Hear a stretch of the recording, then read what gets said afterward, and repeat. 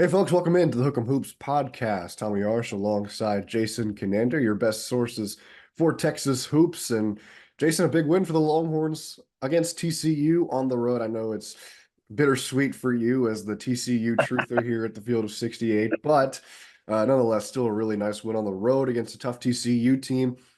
They come out and just punch Texas in the mouth. They go up by 10 in this game early, and Texas kind of struggled a little bit for the opening parts of the game offensively, but they come back to hold a double-digit lead at halftime and then close it out thanks to Max Asmus going Tracy McGrady-esque, not as fast as Tracy McGrady did it, but nonetheless turning it on at the end of the game to give Texas a 10-point or 11-point win. Jason, overall thoughts on the game?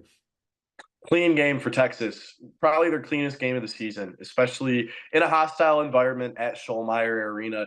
Texas really did control the pace for about 80 to 90% of this game, which was huge. You said that they led by 10 at the end of the first half. In a first half where at one point they trailed by 10. And so Texas really scored in bursts, and it was good to see the offense be able to fill it up. They filled it up in transition. They shot well from three, 50% from three on the game. And at the free throw line, too, down the stretch, especially with Max Asmus scoring the last 13 points of the game for Texas, he stepped up in a big way. Just another one of those moments for him this season where he has asserted himself as the true leader of this team and as one of the best players in the conference. But Tommy, overall, this was the most complete win of the season for Texas for me. They beat a good TCU team, a ranked TCU team, by 11 on their home court. And as you mentioned, being the TCU true through the field of 68, I'm super relieved that Texas no longer has to face TCU in a major sport. They don't have TCU on the schedule for next season in basketball and football. And so now I can follow Texas, cover Texas, and cheer for TCU as well. And so it's can't complain. Can't complain. Great win, and was super impressed. I know that there's a lot to talk about with this. All the starters played good minutes. Dylan DeSue had another good game. Dylan Mitchell had another double-double. He's really finding his stride at this point of the season. And Tommy, the big highlight in the starting lineup was Kendall Weaver getting the start. So what did you think about what RT did with the lineups, and how do you think it contributed to the outcome of the game? Yeah, Jason, I think we're going to need a little bit more sample size first. I know on the last episode I mentioned that I would still keep Kendall Weaver coming off the bench just because I think he gave you that burst of energy when you maybe had some tired legs on the floor. But I mean, so far so good. Like we know he's in the starting lineup because he's going to play great defense, right? He's going to probably guard the opposing team's biggest offensive threat, the guard position. And if he keeps doing that at a really high level, then there's going to be no reason for Ronnie Terry to move him out of the starting lineup. And he could probably stay there for the rest of the year. And then he gives you 7 points as well. Texas doesn't need him to score 10, 15, 20 points a night. You've got that with Max Asmus. You've got that with Dylan DeSue. Tyrese Hunter can get you that occasionally. So if he's going out there and playing sound defense, then he's fulfilling his role. And that's exactly what Texas needs. Now, back to the game too, Jason. And one thing that I think Weaver does really well is rebound. And Texas in this game out rebounds TCU 34-21. We talked after the Houston game about how maybe that loss will teach the Longhorns that rebounding is going to win you games, not just in the Big 12, but in the tournament too, when it gets to that point in time. Such a big factor just in basketball in general. And when you're plus 13 in the rebounds column, you have a really good chance of winning games. And that's exactly how this turned out for Texas. They win by double digits like we've been talking about. So maybe thank Kelvin Sampson a little bit for teaching them that lesson on physicality and getting some rebounds and forcing your way down low to box out the opposing team. So that really stood out to me, Jason. I'm curious, is there anything else when you look at the box score or just the game back in general that makes you say, man, Texas learned something from this little bit of a long break here before coming into this game that turned the corner for them a little bit?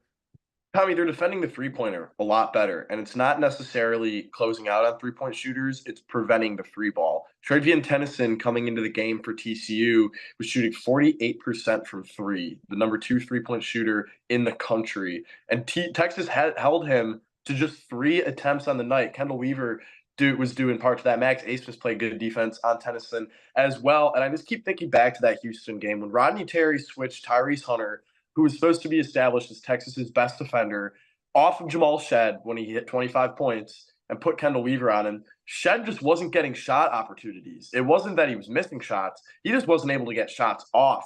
And so, Rodney Terry inserting Weaver into the starting lineup is an excellent move because now you have the athleticism that can match any team in the country. You have three good defenders in Weaver, Hunter on most nights, and Dylan Mitchell. And you have a guy in Kendall Weaver who, when called upon, can't score the ball. I mean, he scored 15 points against BYU. Last season, he was a great three-point shooter as a freshman at UT Arlington. And so as his role continues to expand, he's been up in over 25 minutes the last 3 games. As his role continues to expand, we're going to see him shoot the ball more naturally. But you're right, they don't need that out of him. And he's just contributing to winning, which is huge. That's why I love the move from Rodney Terry. Big fan that he did that. Yeah, I mean, that's really all I have on the win. The implications behind this, though, are massive. Texas is now up to number 31 in the net rankings, which puts them at a near lock for the tournament unless they really slip up down the stretch. They have 2 games at home against West Virginia and Oklahoma State they cannot afford to lose. And as long as they win those and win one more quad one game the rest of the way, they have good opportunity tonight against Iowa State that we'll talk about here in a couple of minutes. But if they win one more quad one game and can fend off those bottom feeders, Tommy, this team's going to be in the tournament, and they're not going to be the 11 or 10 seed that we talked about as late as a week ago. Right now, they look like a 6 or a 7 seed, maybe even better if they keep winning. So the implications behind this are massive. Where do you see Texas's tournament stock going from here? Because I don't think either of us, anyone around maybe the people around the program, but any of the Texas fans or people following this team this season expected this kind of rise over the last few weeks. Yeah, Jason, you and I were just talking before we started recording about how wild of the last 3 weeks it's been with this team where we're on the fence. Are they going to make it in? Are they not going to make it in? I even in the last episode, I said I'm not sold on Texas making the tournament after losing to Houston, and then they come out and beat TCU by double digits. So they're on the right side of the bubble, and I think they're slipping off the bubble into the solid tournament picture, like you mentioned. And a big reason for that, Jason, and kind of going back a little bit more to the TCU game, maybe one last point here. Texas is playing good defense the last few games. Now, they're not playing elite Oh defense yeah, they are. because they're not, they're still giving TCU still shot 50% from the field and 58% from 3. So I'm not going to come on here and say that Texas is playing elite national championship caliber worthy defense, but considering where they were a month ago, they have drastically improved in that department. I think you tip your cap to Kendall Weaver for part of that, but once again, Texas holds a team to 1 of 7 from the field down the stretch. They've done that several times this year. I think they did it against Baylor. And there's one other game that's slipping my mind right now that they've done it too. Oklahoma, I think, as well. The Mm-hmm. Sooners really struggled down the stretch. So they're finishing strong down the stretch defensively. They come up with 11 steals in this game. And that's just, they lose the turnover battle, but still generate 11 steals. That's 11 more possessions that they can go down and score on. And in a 10-point win, you have to kind of look back at that stat. So the Longhorns playing better defense is a big reason why they're in the tournament picture as a solid candidate now. And they've built the resume to be as solid as it is. So like you mentioned, you still have to win those bottom feeder games against West Virginia, who got you earlier in the season on their Mm-hmm. home floor. They come into Austin now, and I don't want to say any game in the Big 12 is easy, but it is a little bit easier. And then you've got Oklahoma State, who just has, quite frankly, just been really bad this year. So that should be another game that Texas should win. But like you mentioned, you still need to get one more quad one win, I think, and 2 really wouldn't hurt. A good opportunity coming up tonight against Iowa State, although that is a really tough match. We say that every game, but let's be real, it's another Yeah. tough Yep. matchup against Iowa State. And then you've got other games. Like I said on the last episode, I think we've got 6 quad one games in the last 10 for Texas, and 5 of those are away. So you've got a home quad one game coming up here against Iowa State. I think a win tonight would really bolster their resume a lot more. Just like frankly any other win coming up would severely bolster their resume. But yeah, Jason, you're on the money. I think that Texas is inching closer to being a lock for the tournament. Yeah.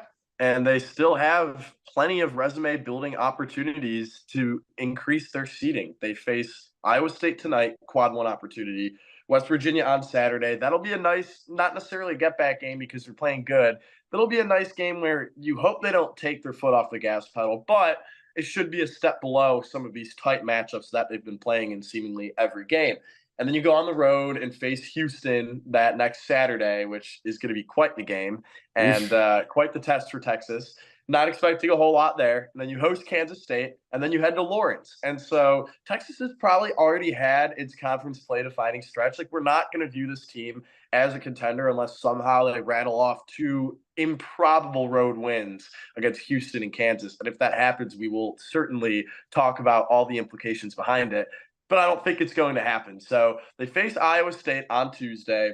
Nice game for Texas because I truly do think that this is a good matchup. Now, two names to watch for, three names to watch for on this Iowa State team. First of all, the guard combo is one of the better guard combos in the country. Keshawn Gilbert, the transfer out of UNLV, is playing some really good basketball for the Cyclones. Led them in scoring against Baylor on Saturday night. Hit the big dagger against Kansas at home last Saturday. And so Keshawn Gilbert's playing the best basketball of his career. And then Tamin Lipsey is one of the best passers in the country, one of the better players in the conference. Texas is going to have to contain those two at the guard position. But one player for Iowa State that I'm especially excited to watch is a freshman out of Pewaukee, Wisconsin, Milan Momcilovic. He has been playing some awesome basketball. And I think that it's going to be a nice test for Dylan Dessou to face a player on defense who has a pretty similar shot range, shot package to him.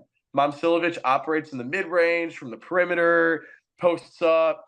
Dylan Dessou isn't the best defender on this Texas team. But against a freshman as a fifth-year senior, maybe he can build some confidence in this game, especially on the home court. Now, Texas hasn't looked good on the home court, and I'm curious to hear your thoughts, one, on the game, and two, why does Texas play better on the road than at home? As you guys know by now, we've partnered with BetMGM this season. We'll be using BetMGM lines to make all of our picks, and we'll have special offers for the listeners and the viewers of the Field of 68 each and every week of the college basketball season. We have a special offer that will be available starting on Tuesday, January 9th, and running through Monday, February 12th, the morning after Super Bowl 58. If you haven't signed up for BetMGM yet, in honor of the big game, you can use the bonus code FIELD158 and you'll get $158 in free bets on your first wager with BetMGM, regardless of whether or not you win that first bet. Here's how you make it work. Download the BetMGM app. Sign up using the bonus code FIELD158. Deposit at least $5 and place your first wager on any game. You'll receive $158 in bonus bets regardless of the outcome of your bet. Just make sure that you use that bonus code FIELD158 when you sign up. And remember, BetMGM is now available under one wallet in select states. As a New Jersey resident, this is super convenient when I have to go cover games in New York or Philly, which happens quite a bit. When you cross state borders, you just log into your existing account and fire away. You don't have to create separate accounts in each state. It's easy, it's simple, it's clean. And most importantly, we have some fun stuff coming up for the heart of the college basketball season. Bet insurance tokens, college hoops odd boosts, and my favorite, a nice juicy parlay boost. So download the BetMGM app and sign up today. Field 158. That's two very good questions. So we'll touch on them separate. We'll start with the game here. You and I basically had the same notes for Iowa State, which is really funny. Momcilovic was the first thing that I put down. He's just been fantastic. There's no other way to put it. And it's insane to me that he's their third leading scorer considering how well he's been playing all year, but nonetheless, they need to make sure that he's defended well. So it is a big Dylan Dessou game, and that experience should be paramount for Dessou. But at the same time, Bob Silovich is just hooping, man. Like he is hard to guard no matter who you put on him, and he's got enough experience under his belt. I think coaches use this term all the time with freshmen when they get to the midway point or past the midway point of the season, especially in conferences like the Big 12. Like, you're basically a sophomore now with how much experience you've got under your belt. So that stands out to me. I think he's going to be obviously big. And TJ Otzelberger, once again, man, just has the Cyclones rolling, but they do tend to struggle once this February into March window hits. They kind of did a little bit last year as they were heading closer to tournament season. And Texas has had success against them in the past. So that's what intrigues me about this game, even though I think they're well, not even I think they are probably about a half second away from being 6-2 in conference play after Momcilovic hit what would have been the game-winning shot against Baylor in Yep. just a officiating debacle. We can't dive into that because we'll talk for 3 hours about that. But you mentioned the backcourt of Lipsy and Gilbert, Jason. Defensively, they've been so good. They combine Mm, for 5 steals a night. And so Texas is going to have to be really, really, really sound with the ball. They've had some games where turnovers get the best of them. So they can't let that happen. And then I think obviously being able to be plus in the rebound column again would be huge for them here on their home floor. Now, why does Texas play better on the road against teams versus playing better at home? I have absolutely no idea. I thought coming into this year that Texas had established a real deal home court advantage. And I still think that they have one, but you also have to think that the two teams that Texas has had in years past at the Moody Center have been very different than the one that they have right now. Those two teams in the 2 years, a lot of experience and a lot of experience together. So yeah. maybe that's a big reason why, but nonetheless, you have to be better on your home court. And here's a good chance for you to bounce back against a very good Iowa State team. Not as good as Houston, I would say, because Houston, you can yeah, I think Houston is a excusable, for lack of a better term, home loss because they're, just top to bottom, I think the best team in the country right now. But still a big challenge coming up at Iowa State and a good chance for you to defend home court. Yeah, and I haven't taken a look at the line yet, but I'm going to assume Texas is probably favored tonight on their home court. You talk about the home court advantage. I just think it just hasn't been the same. Hasn't been the same home court atmosphere as it was last year. I think part of that is there hasn't been enough, or as much as there was last year of like the basketball related things going on campus. They used to do some of like the rallies with, the free canes and Chick-fil-A and pizza and stuff. And there really hasn't been any of that this year. And that's not something that falls on the team at all. And so that's not really their fault, but that's just kind of my observation as somebody on campus. Another key for this game that will be played on the actual court is Iowa State's forward play has been really good this year. And these guys are all kind of unsung heroes. They don't get the attention that they probably deserve because they don't necessarily pop in the stat sheet, but they play great defense and they make plays that contribute to winning. It's Trey King, Robert Jones, and Hassan Ward. They do all the little things for Iowa State. They defend incredibly well. Texas's guards are going to need to score, and Texas is going to need to shoot well from the perimeter in this game if they're going to want to win. You mentioned that Lipsy and Gilbert are both very good defensively, combining for that many steals per night. Texas is going to have to protect the ball as well, even though they beat TCU by double digits. They had 16 turnovers in that game. And so taking care of the basketball, cleaning up those little mistakes, especially against a team in Iowa State who does all those little things exceptionally well. Even though Texas is going to be on their home court, they're going to have a small margin for error. So when we get to our prediction segment right now, I'm going to say that Texas is going to win this game. I think that the Longhorns are playing their best basketball of the year. They were a called offensive foul on LJ Cryer in that Houston game away from potentially pulling off that upset. And if they had, Texas would be ranked right now. Not that the AP poll matters, but they would be ranked after two ranked wins in a week, and they'd be like a 5 seed right now. And so I think that Texas is playing great basketball. It's a good, not great matchup for them against Iowa State, but it's a Cyclones team that doesn't play well away from Hilton Coliseum. They just had a heartbreaking loss against Baylor. I don't see them bouncing back against Texas in this game. Asus has been playing really well. Dessou's been playing really well. And I think it's going to be another big game out of Dylan Mitchell. He's coming into his own. He's playing well on both ends of the court. We're starting to see him shoot the jump shot more. And hey, if we get another one of those electric dunks, I don't think any of us will complain about that on the fast break. And so I've got Texas in this one. I think that it's going to be a close game throughout. Hopefully the Longhorns will be able to pull out at the end of the game, but they've been shooting free throws exceptionally well. This is something that is surprising the heck out of me because the last couple of years they haven't, especially, 2020 with Chris Beard, you had Jericho Sims breaking every other free throw. And then last year down the stretch in the Miami game, they couldn't hit a free throw to save their life in the Elite Eight. This year, they actually shoot really well from the free throw line. And they're putting the ball in the hands of the right players, Asmus and Hunter, towards the end of the game. And Kendall Weaver is a good free throw shooter, too. And so I think Texas is going to win this game. Curious to hear your prediction, but this is like a 7 or an 8 on the confidence scale for me. Like, this just isn't a matchup that necessarily catches my eye as, oh, they're really going to struggle here like BYU or Houston did. Yeah, I'm with you, Jason. I think Texas wins this game, and I wouldn't be surprised if this is another double-digit win for them, considering the last 2 times they've played Iowa State in the Moody Center, it's been double-digit wins, and it's been big double-digit wins at that, Jason. And I know I just talked about how this year's team is very different from the last 2 teams, but at the same time, it just feels like Asmus is finding his stride when he is able to struggle as much as he did for probably about 85% of the game, and then basically just go on a solo 13-2 run in the last 3.5 minutes.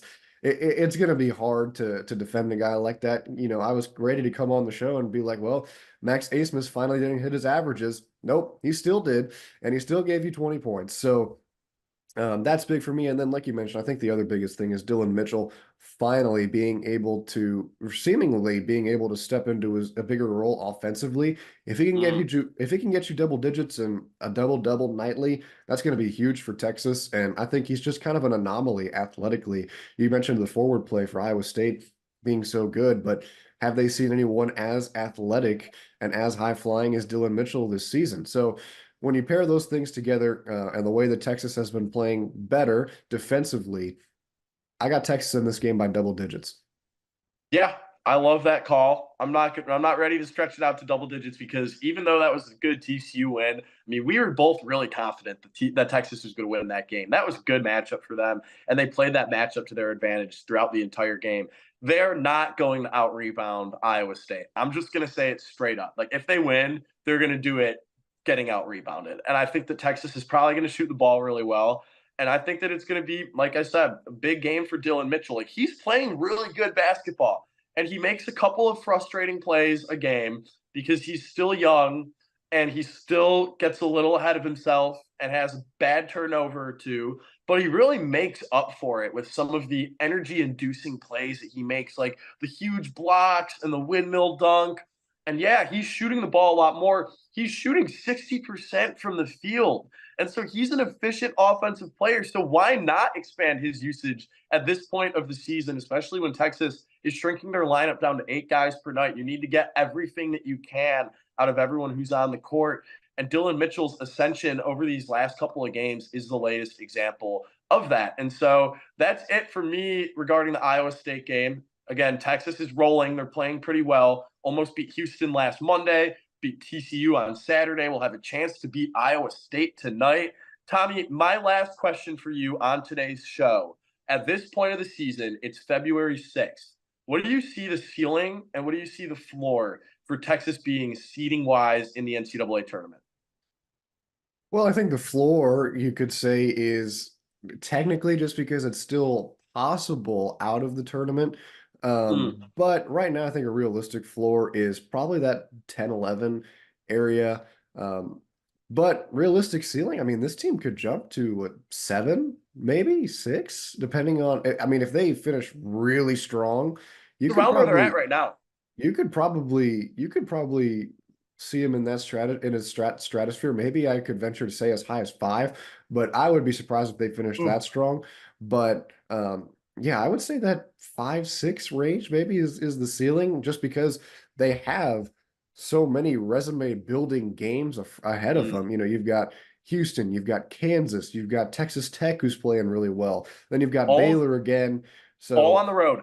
All on the road too. So that's all going to make you look really good if you're able to win. And if you're able to win games like that, and if Texas is playing better on the road than they are at home, then that's a good problem to have at this point of the season. I also think it's worth mentioning, because I so poignantly mentioned it in our last episode. Texas is no longer in last place in the Big 12. Actually, they're not even close. Now they're 2 games out of last place. And so I don't expect the Longhorns to reach the floor of the conference again this season. That was pretty shocking, though, that they were in last place and still, like, pretty easily projected in the tournament field, and they only keep going up. It's incredibly exciting.